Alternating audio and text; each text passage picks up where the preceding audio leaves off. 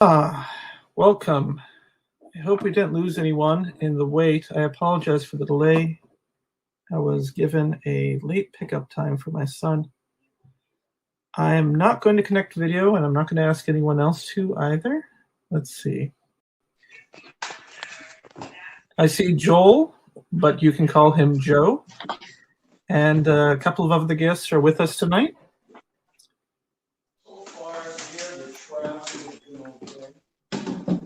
Hello.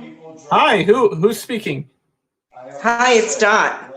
Hi, Dot. This is Rami Katani. How are you? Good. How are you? Very well, thank you. I'm the organizer for tonight's event. Looks like we also have Joel, who's currently on mute, and another fellow Jitster, which is an interesting expression. I'm actually testing this platform out for the very first time this evening. I mean, I've tried it with a couple of other people, but this is the first time with a larger group. Just to give you a heads up, Joel and Dot, and I know we've got a couple of other attendees who RSVP'd yes. This is live streaming. It's going out across YouTube, and there will be an archived copy. Also, I've set up tonight's event so that it would be safe for children to be able to listen in on. So just something to bear in mind when choosing our words. I hope that's all right with everyone. It's fine with me. Great. Let's, while a few other scragglers may be popping in, let us just stop and maybe introduce ourselves. And all we really need to do is say who we are and anything we want to say about ourselves or what maybe interested us to come and be a part of this tonight. I'll go ahead and start. My name is Rami. I'm the assistant organizer, one of the 3 event organizers to Central Florida Philosophy Meetup. I've been a member of this group since, I think, the first year, 2013. And I've also been a member of other meetup groups since 2006. I've heard so many people talk and speak passionately about Thomas Paine's Common Sense and read several of his essays in the past and thought, well, it's time to finally just read this thing because we probably all went through, at least if we went to high school in the United States, we saw this work referenced in our history books, but I don't know how many of us have actually read it. And it might be interesting to see how much of it makes sense to us and how we might think it could apply. So that's myself. Dot, would you like to pick up next? And I see we have welcome. That's Mike Taylor who just joined us. We're just introducing ourselves, Mike, and this is a child-friendly video stream. There is a video archive that'll be made and publicly available for this. So go ahead, Dot. Okay, hi. We're visiting in Melbourne, Florida for the next couple months, and I just thought I'd check out the meetup groups and see which one, we wanted to get involved in. And I'm very concerned about our country, and I've been listening to Rudy Giuliani talk about Thomas Paine's Common Sense, so I thought this would be a good group to join.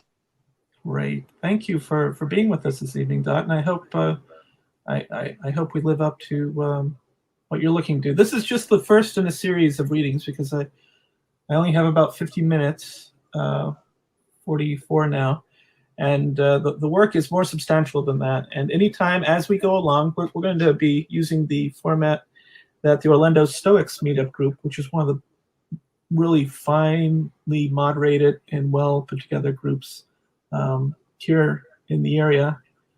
I recommend checking that group out as well. And they're also online and available via Zoom. A friend by the name of Stoke Dan organizes that. It is probably one of the top-notch online moderated groups in the region. Professor Taylor, would you like to introduce yourself to the group? Well, my name is Mike Taylor. I'm an old retired math professor, and I'm not sure that there's much else to say about me. Lovely. Well, why did you want to be a part of this reading tonight? You sent me an invitation, Good so I enough. decided I would follow up on it. Thank you for joining us. Mike's an excellent reader. People really love his reading style. I hope you'd be up to reading as much as you feel like today. And we've got one other person. I don't know if they want to remain anonymous or not. Oh, actually, no, they told us who they are in their description. This is Joel. He's joining us from Toronto, so it's nice to hear someone from north of our own nation, and to see what their perspective is. Joel is really great at asking fundamental, like really basic questions and clarifying and keeping people honest. I really appreciate that about him. So Joel, but we can call him Joe. Joe, would you like to introduce yourself?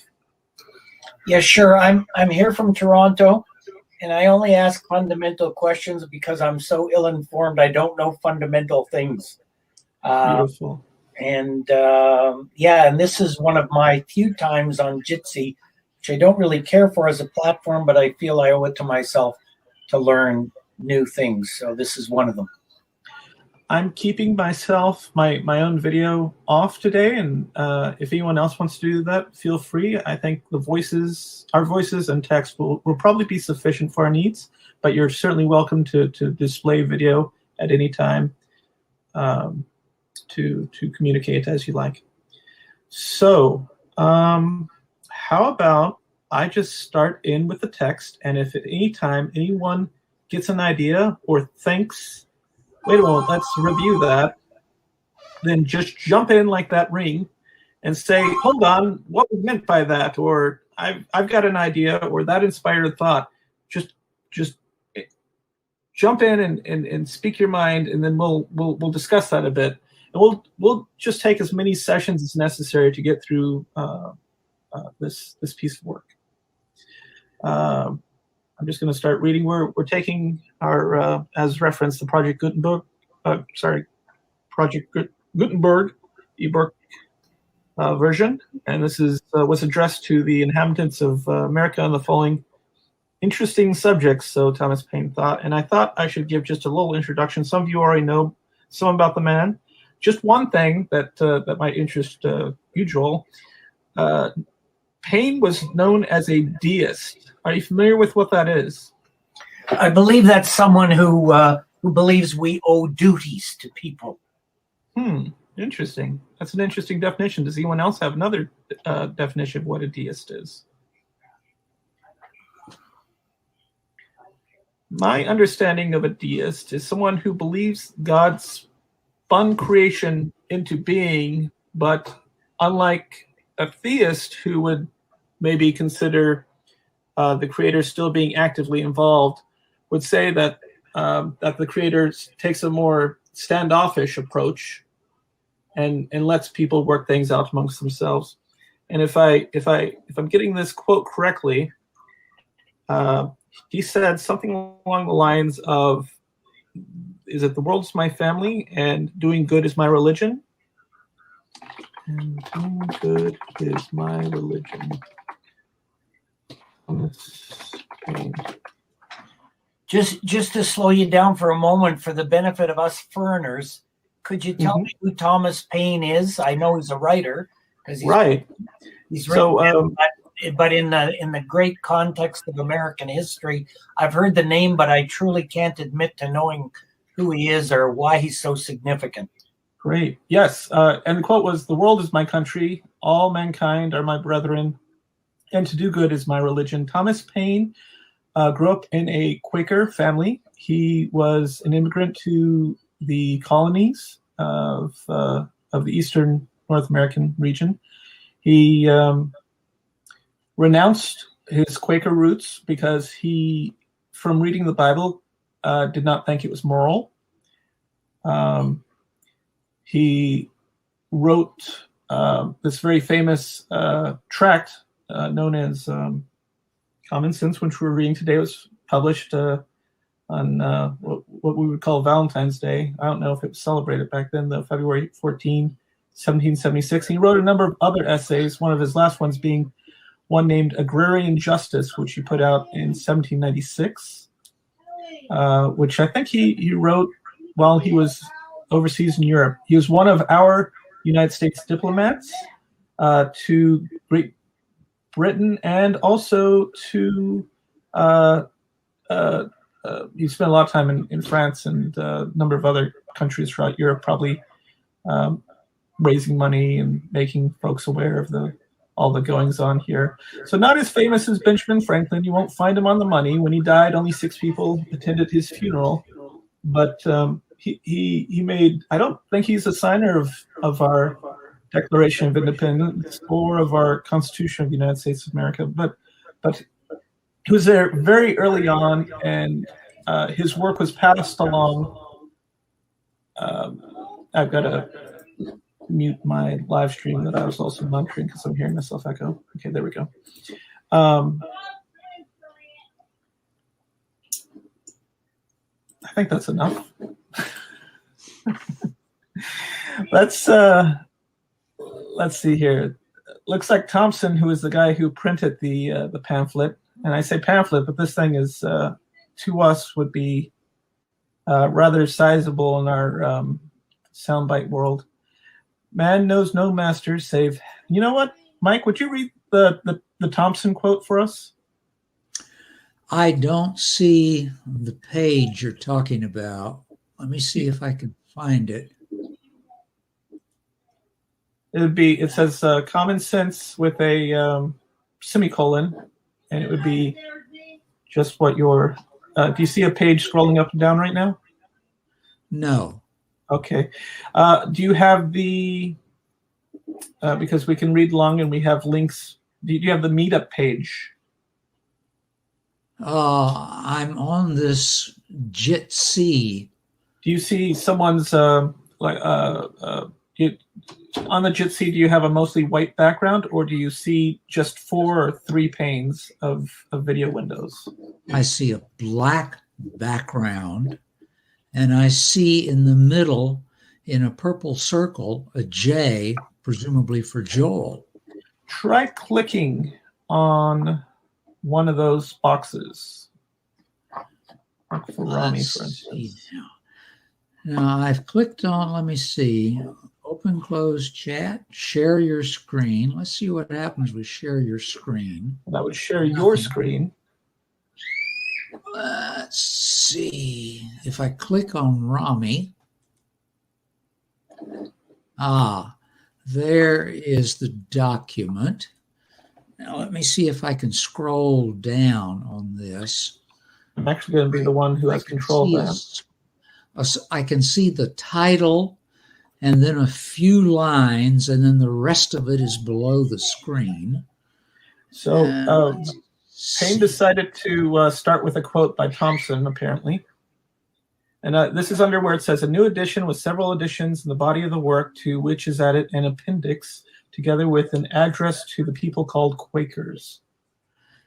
I see introduction. And perhaps the sentiments contained in the following pages. Now it's going up. Yes. Above that, above where it says Philadelphia, above the title. Yes. I can see that. That's about the middle of the screen for me. And I can zoom this too, if that would help. Probably would. If you could start us with the Thompson quote, please. All right. I don't see a Thompson. Oh, wait a minute. Yes, there. Man knows no master save creating heaven or those whom choice and common good ordain. Thank you. Okay. So you want to make a comment on that?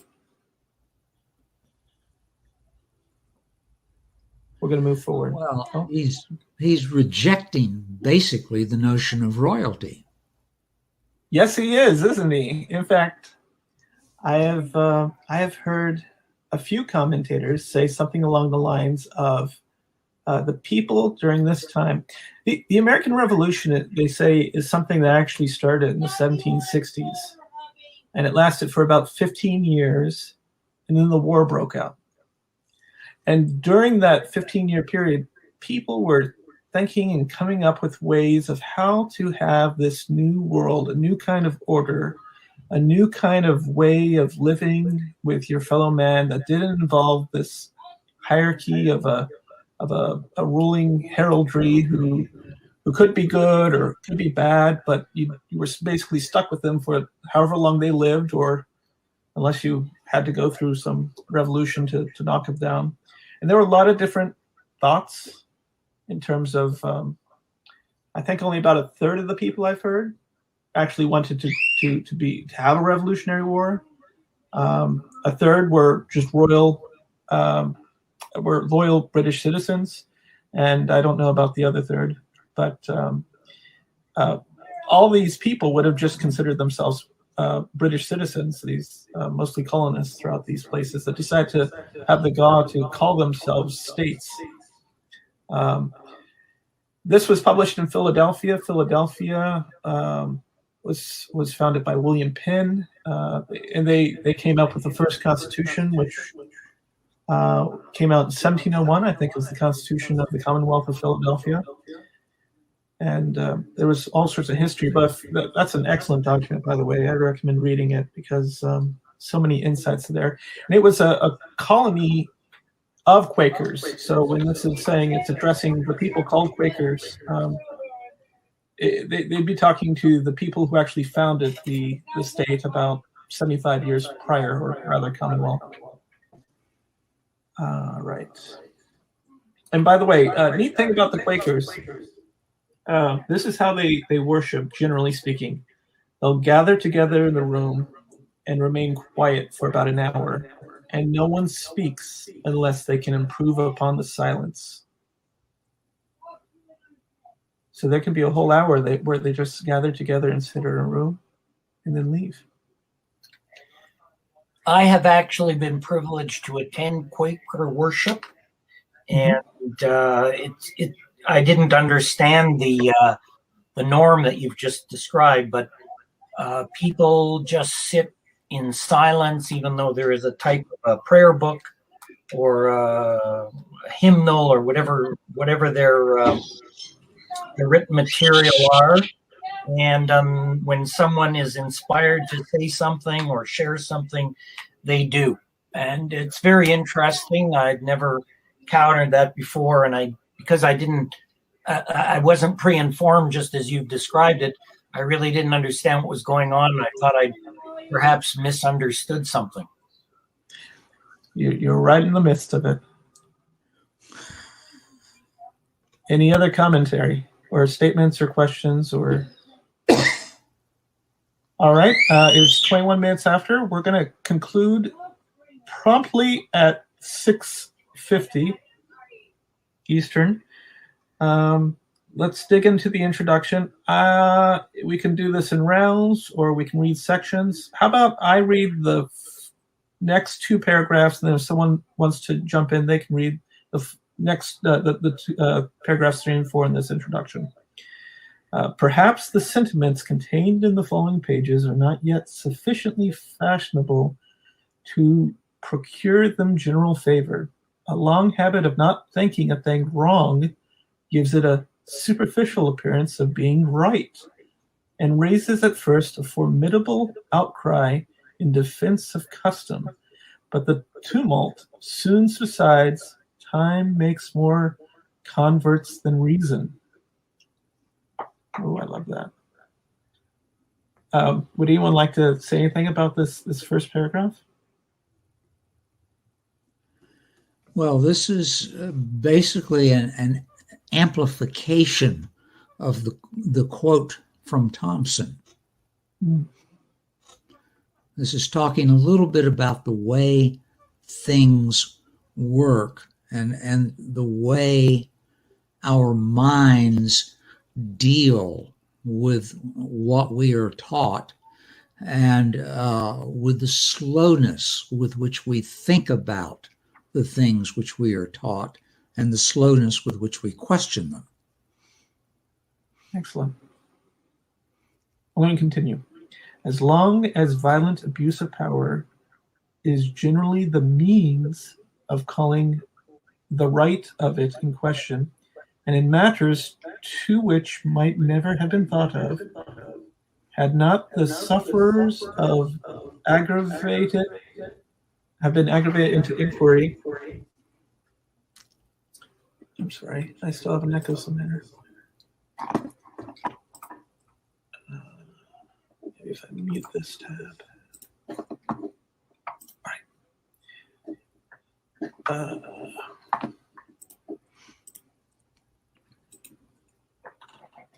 In the matters to which might never have been thought of, had not the sufferers been aggravated into the inquiry, and as the King of England hath undertaken in his own right to support the Parliament in what he calls theirs, and as the good people of this country are grievously oppressed by the combination, there have an undoubted privilege to inquire into the pretensions of both, and equally to reject the usurpation of either.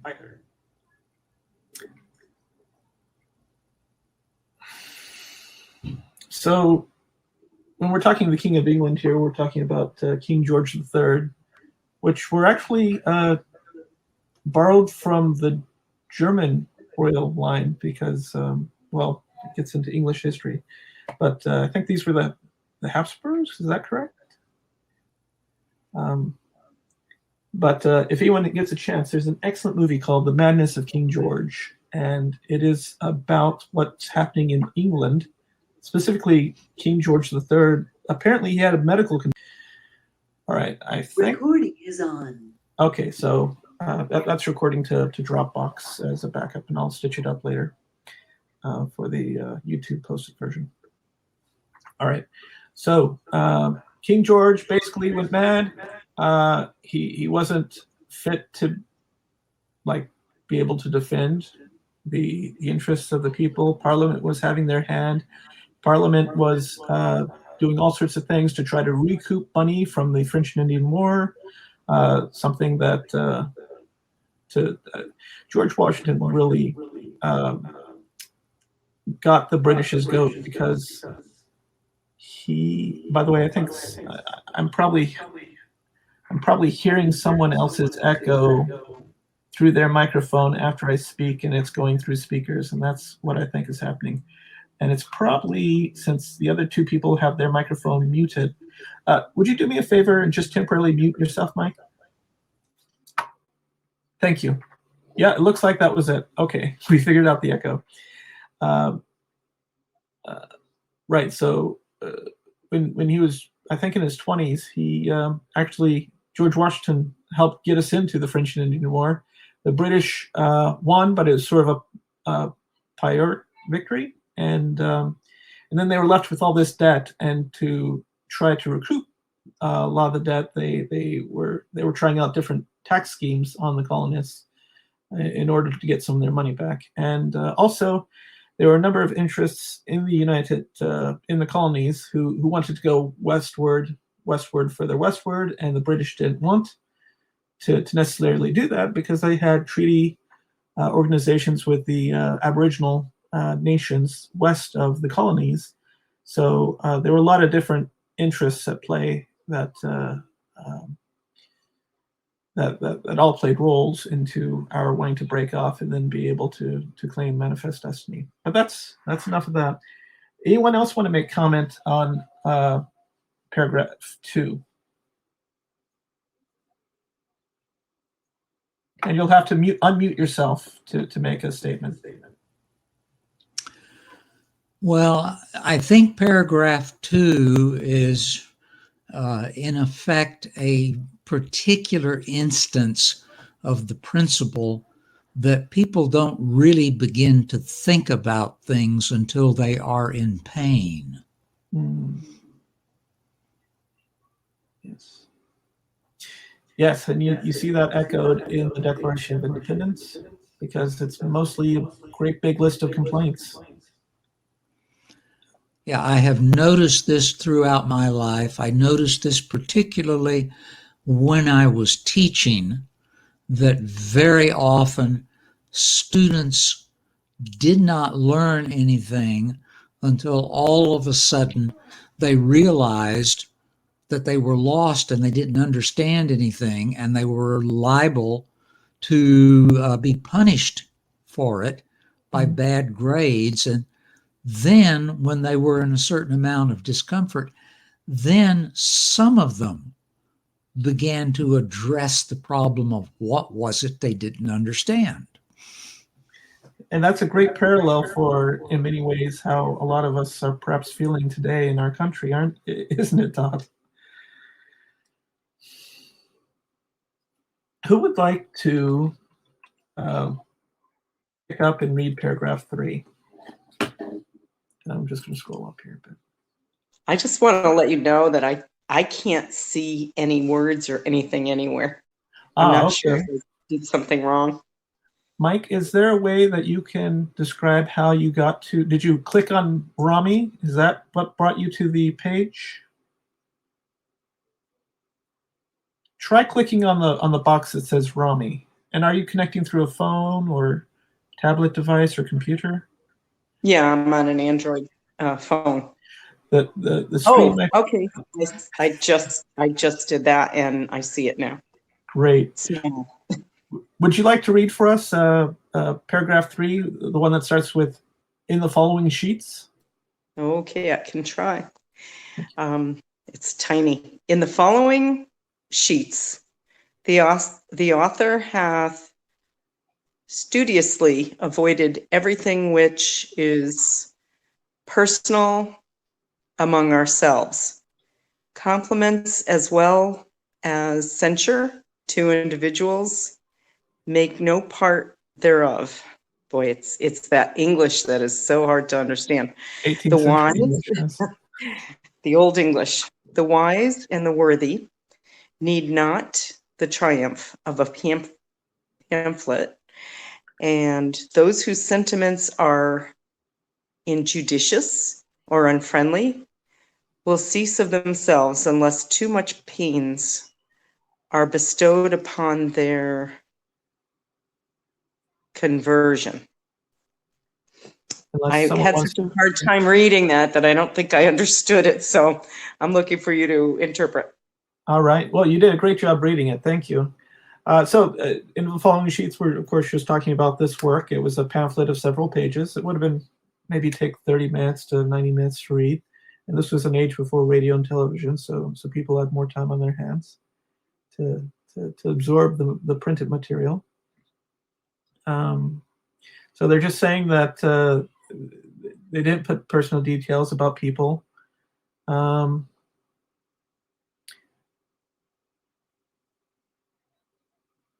Saying that not everyone needs to read it, referring to the wise and the worthy, and those sentiments will cease of themselves unless too much pains are bestowed upon their conversion. So he's trying to convince people, I think, with this work, probably, and we'll see as we go forth, that I think what he's trying to convince people of is that we don't necessarily need to be subject. We don't need to be colonies anymore. We can be our own thing. In other words, I think they're trying to put forth the idea that what has been, and perhaps it's time to introduce something new into the world. Would you like to read the 4th paragraph for us? I think you did such a great job on the 3rd.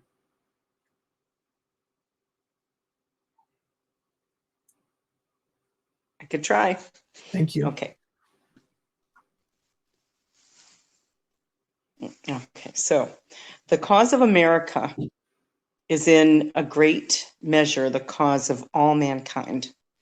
Many circumstances hath and will arise, which are not local but universal, and through which the principles of all lovers of mankind are affected, and in the event of which their affections are interested, the laying a country desolate with fire and sword, declaring war against the natural rights of all mankind, and extirpating the defendants thereof from the face of the earth, is the concern of every man to whom nature hath given the power of feeling, of which class, regardless of party censure, is the, and then it's blank.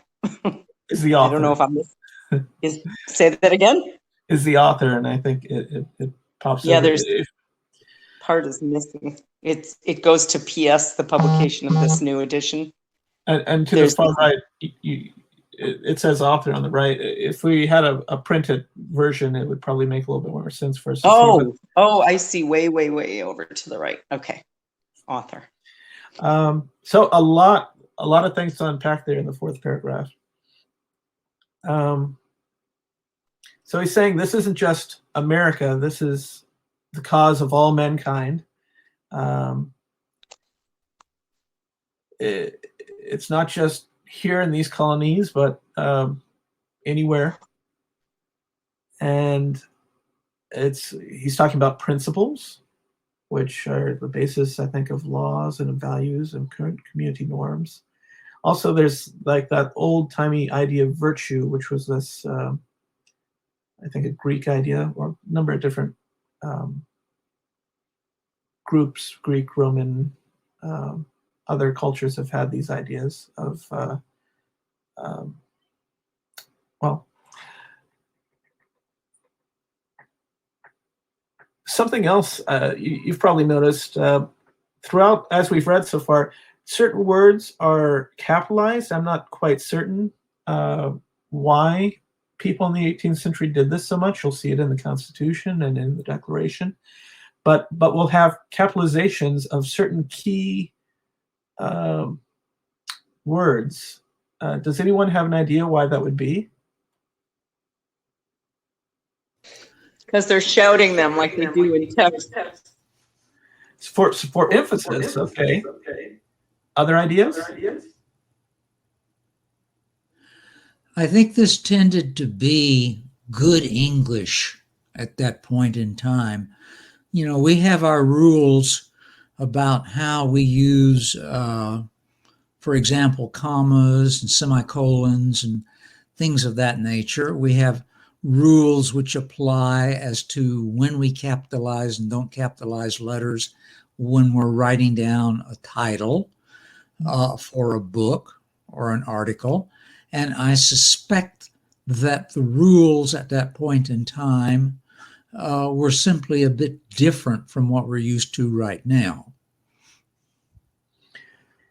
Thank you. I suppose we could just eliminate the possibility that the printer's lead type ran out of lowercase letters. Another possibility, but you see this again in the in things like the preamble of the Constitution of the United States of America. And I think these are highlights, like Dot had also stated, and this was probably a technique deployed during that time, as Mike had stated. So the laying a country desolate with fire and sword,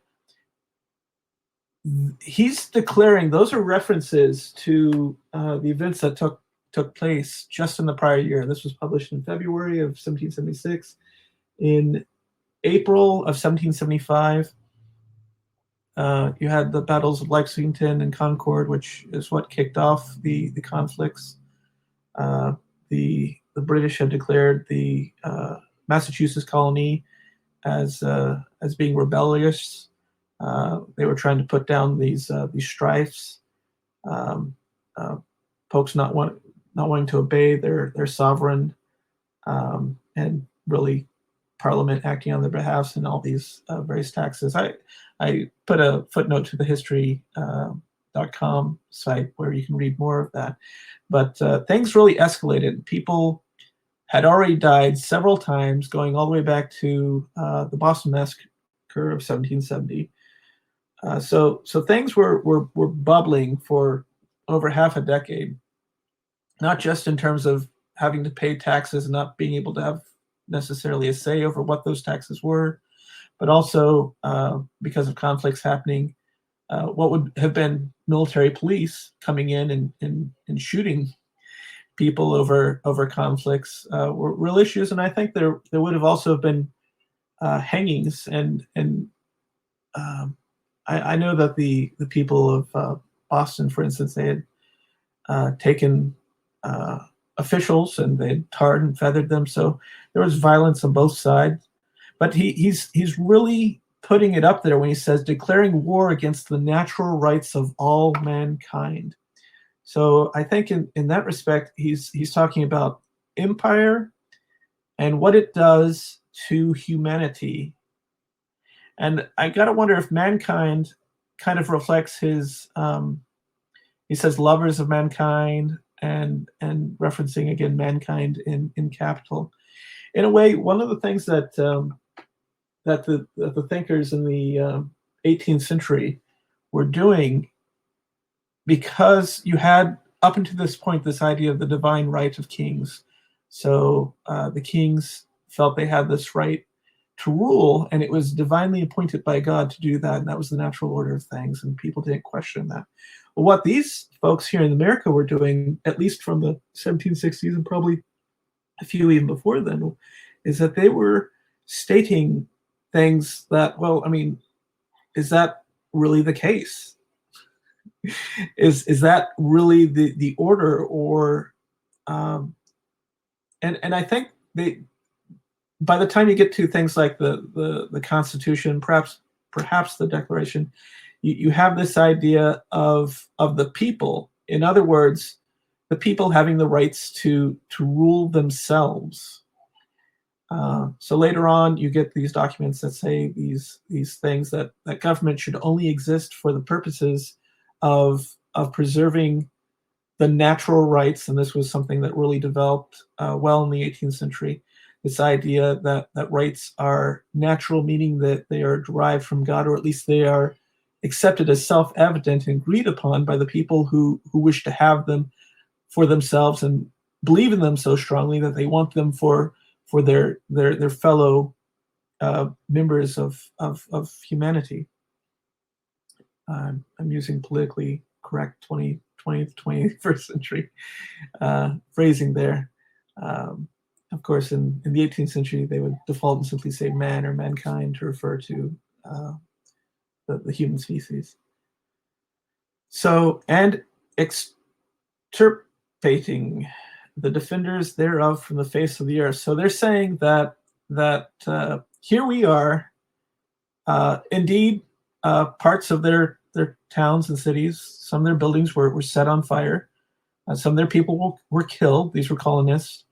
They're saying what we're doing is trying to stand up for ourselves, and what we're getting are those who are trying to cut us down for doing that. So to the concern of every man, and this is really important because this would not have just been spread throughout the colonies, but this would have gone to Europe, to places like France and other countries that would have been, in other words, this pamphlet of several sheets could have been used as part of a fundraiser to try to get support, military support, or even financial support from others. And of course, France was one of the early ones to stick it to them, because France and Britain were more or less fighting back and forth for well over multiple centuries. Hath given the power of feeling of which class, regardless of party censure.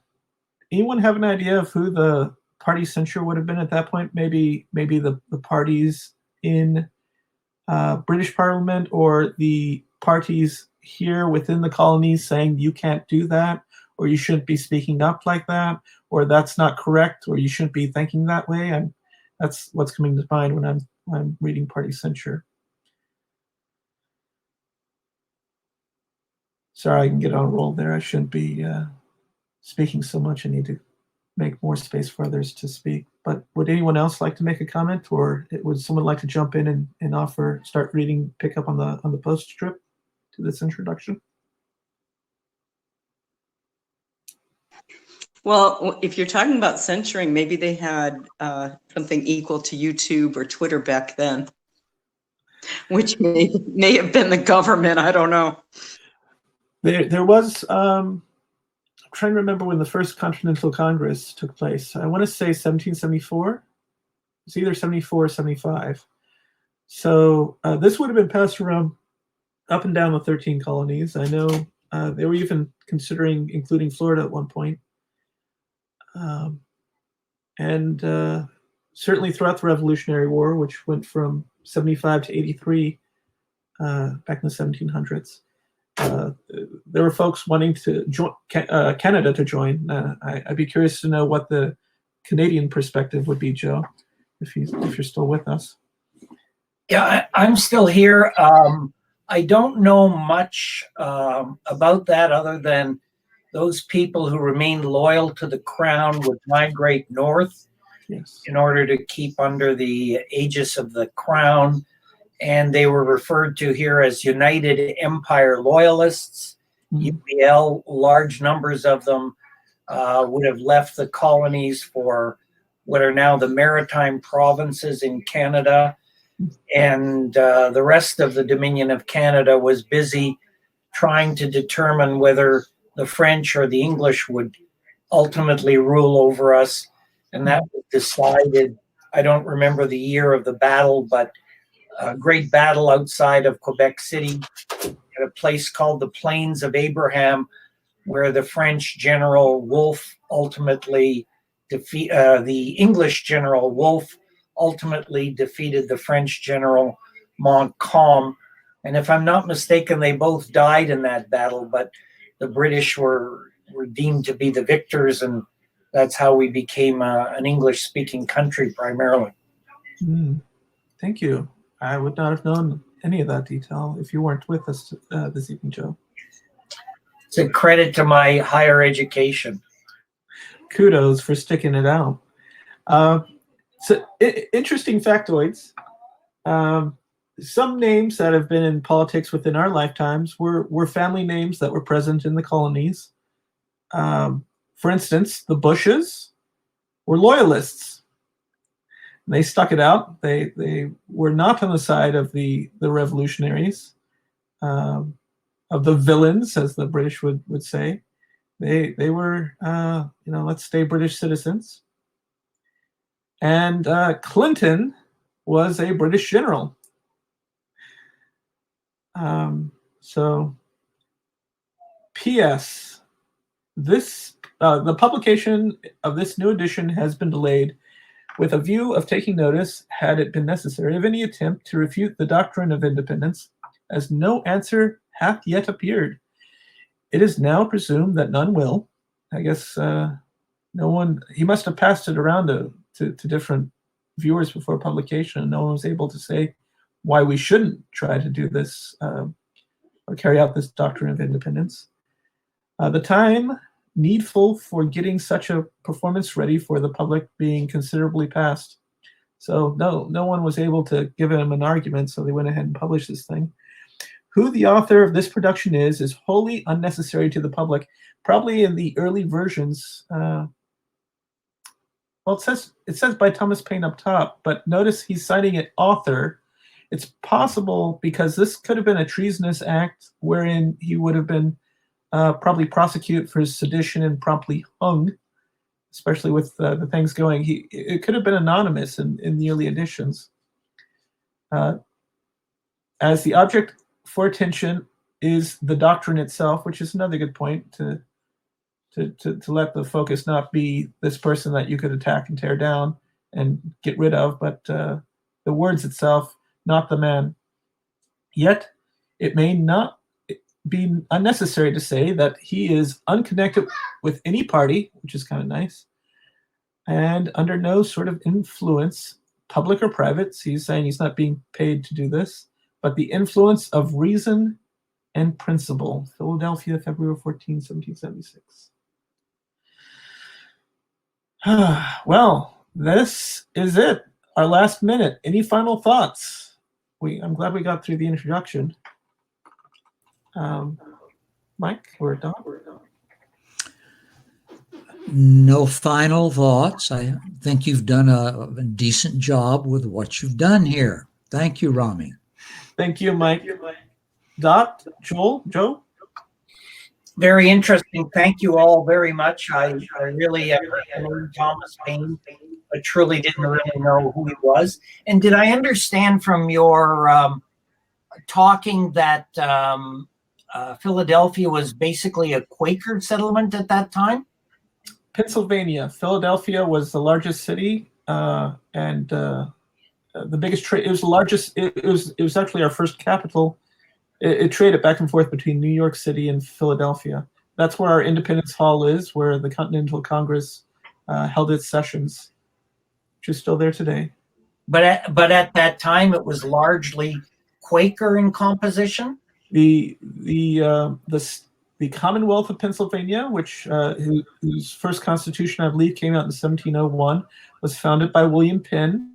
He got a special allowance by the king at that time to go south. The Quakers were sort of disdained people because a lot of the folks north of Pennsylvania and Massachusetts, they tended to be Congregationalists, who were the descendants of the Pilgrims. Today, there are a number of different groups, but they're mostly United Church of Christ, which is a sort of a left Christian-leaning group. But back then, they would do things like, if you didn't believe correctly, they would clip your ears or stick you in stockades. It was really quite horrible. So you had, we'll get into the history later. Our time is up here tonight. I hope to see and hear you all again. And I will post an update as to when the next session will be. If anyone has any commentary or thoughts that they'd like to share, please do so in the comments section on the Meetup site. And if anyone would like to propose a different time, feel free to do that. I know we had one other member who wanted to join, but this just was not a good time for them. So if there's a better time, feel free to message me and I'll coordinate before announcing the next session. And with that, I thank you all for joining us this evening. Thank you so much. Good night. Thank you, Rami. Have a good evening.